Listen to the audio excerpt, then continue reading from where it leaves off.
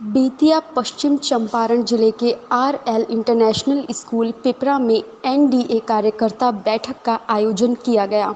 मुख्य अतिथि के रूप में बिहार सरकार के उप मुख्यमंत्री सह बीजेपी बिहार प्रदेश अध्यक्ष सम्राट चौधरी थे। आरएल इंटरनेशनल स्कूल के निदेशक ब्रिजेश कुशवाहा ने बिहार सरकार के उप मुख्यमंत्री सम्राट चौधरी को गुलदस्ता, शाल, फूलों के हार पहनाकर स्वागत किया, तो दूसरी तरफ संवेदक सूरज कुशवाहा ने उप मुख्यमंत्री सम्राट चौधरी को गुलदस्ता एवं सम्राट चौधरी की तस्वीर भेंट कर अनोखे अंदाज में स्वागत किया। मौके पर सम्राट चौधरी ने कहा कि 5 चरणों के चुनाव के बाद ये स्पष्ट दिख रहा है कि हम 40 की 40 सीट जीत रहे हैं। जनता का प्यार जो आदरणीय मोदी जी को मिल रहा है, इससे स्पष्ट है कि इस बार 400 सीट एनडीए को मिलेगा। बेतिया लोकसभा का विकास डॉक्टर संजय जायसवाल ने बहुत ही किया है। शेष बचे काम जैसे रक्सौल एयरपोर्ट बनाना, बेतिया से पटना 4 लेन बनाना, एक्सप्रेस में निर्माण करना इत्यादि काम को करना है, तो इस बार आप लोग संजय जायसवाल को 4 लाख वोटों से विजयी बनाएं ताकि बेतिया लोकसभा का अधिक विकास हो सके।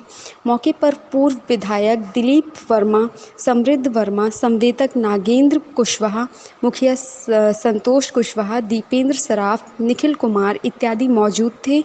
मंच का संचालन अखिलेश्वर आज़ाद ने किया। इस मौके पर किसने क्या कहा, सुनते हैं। गठबंधन के जितने भी नेता हैं पंचायत के, उन सबों में आपस में काम की चर्चा हो जाए, उस सबों में कैसे बूथ पर हम लोग का मैनेजमेंट होगा इसकी चर्चा हो जाए, और उस हिसाब से 23 और 24 को एक एक बूथ का मॉनिटरिंग आप लोग कीजिए। अगर आप सब एक एक पंचायत की मॉनिटरिंग कीजिएगा तो मुझे यहाँ नहीं लगता कि कोई भी पंचायत बचेगी। यहाँ पे जो उपस्थिति मैं देख रहा हूँ, इस तीनों विधानसभा के हर पंचायत के प्रमुख नेता यहाँ उपस्थित हैं।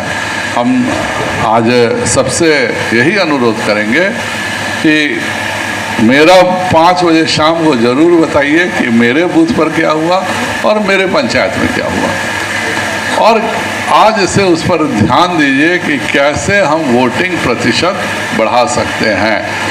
भाजपा का एक पन्ना प्रमुख का सेटअप है, जदयू के हर बूथ अध्यक्ष का सेटअप है, रालोसपा लोजपा का भी एक बढ़िया सेटअप है इन विधानसभाओं में, और इन सब के बावजूद अगर हम 70% अपने मन वाले बूथों पे नहीं कर सके तो सबको अफसोस होगा।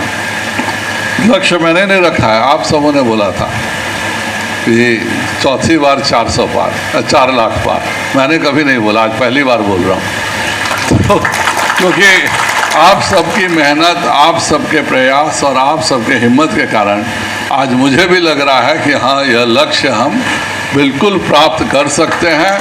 विरोधी त्रस्त नहीं है, विरोधी पस्त हो चुका है।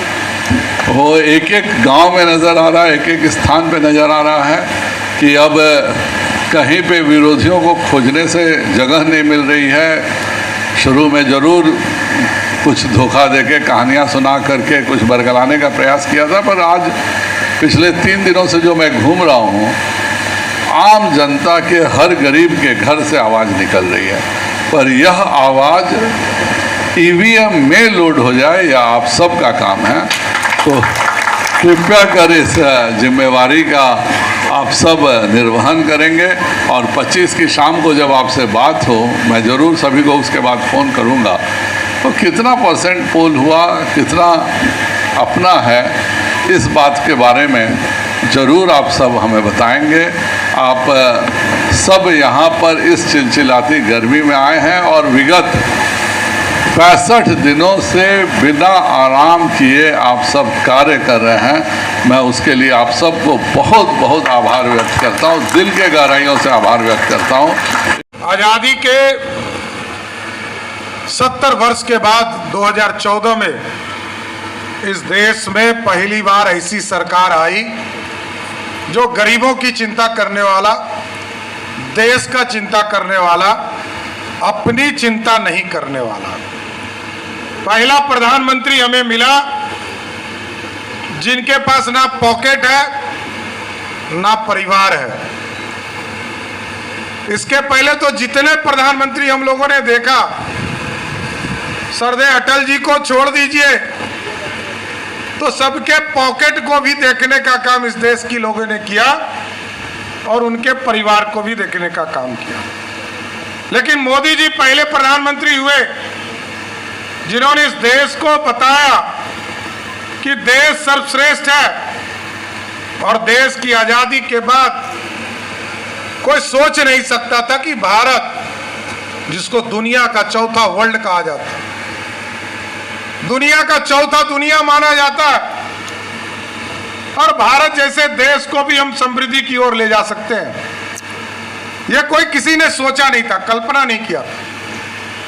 इस देश में जब मनमोहन सिंह वित्त मंत्री थे साथियों, तो इस देश का सोना गिरवी तक था, और जब वो प्रधानमंत्री रहे तो कभी कोई पॉलिटिकल डिसीजंस नहीं हो पाए, देश समृद्धि की ओर जाए कोई डिसीजन नहीं हो पाए।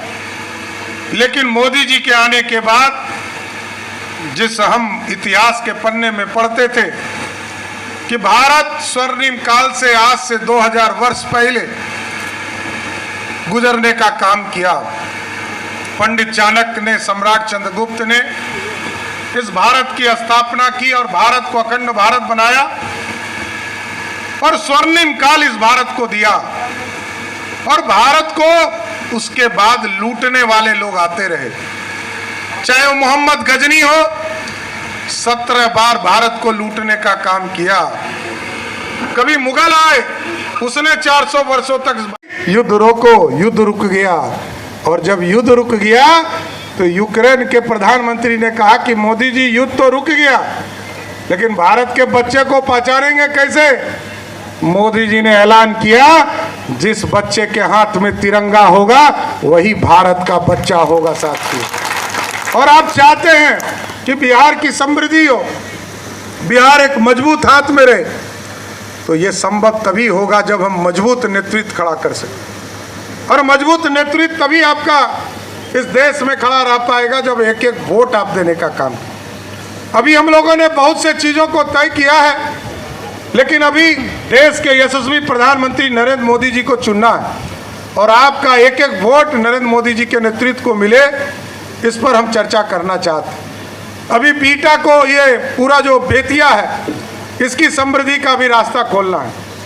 अभी एक्सप्रेसवे यहाँ से बनने हैं, जो यहाँ से लेकर सिलीगुड़ी और गोरखपुर के बीच का हो। पटना से बेतिया के सड़क को 4 लेन किया जा रहा है। यहाँ के रक्सौल के एयरपोर्ट को भी हम लोगों ने तय किया है कि इसको भी चालू करने का काम अगले 5 वर्ष। साथियों, निवेदन करूंगा कि आप लोग सभी लोग मिलकर आदरणीय डॉक्टर संजय जायसवाल जी को लगातार आपका आशीर्वाद मिलता रहा है और आगे भी मिले, और बिहार के साथ साथ देश में ये पूरी तरह पश्चिमी चंपारण का नाम पूरे दुनिया में फैले। इसलिए इस बार आपने जो नारा दिया है, देश में 400 पार, बिहार में 40 की 40 सीट और यहाँ 4 लाख पार कराने का काम कीजिएगा। तो आप लोग